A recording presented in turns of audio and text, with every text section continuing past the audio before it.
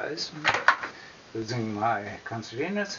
Off the front and back, the question that remains then for the x-axis is, do we go slidey slidey on the front, or do we go slidey slidey on the back? Well, I'd have to stand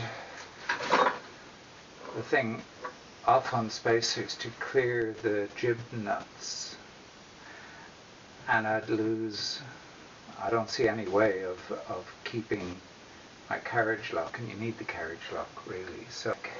So on the back is the answer.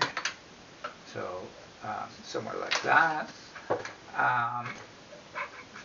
Problem is that this space in here, when you wind the carriage all the way back, the slidey part of this is going to hit up against the frame. So I'm going to lose about 8 millimeters, 9 millimeters of travel here. Which, there isn't an awful lot of front-back travel, but let's see if I can live with 8 or 9 millimeters less.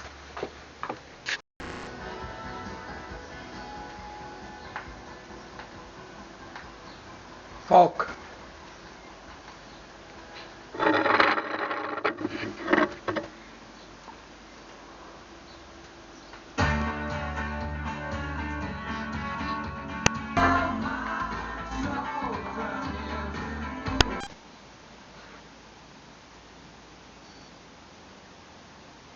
Four mil, not 3 mil. Wow. Hey, some you win, some you lose. Okay, so this is the machine, and here you can see front to back y-axis, and on the back of the table, the cross slide, there is the x-axis. And if we switch these on and 0, 0, we get numbers. That's on one side, and this is on the other side. Yay!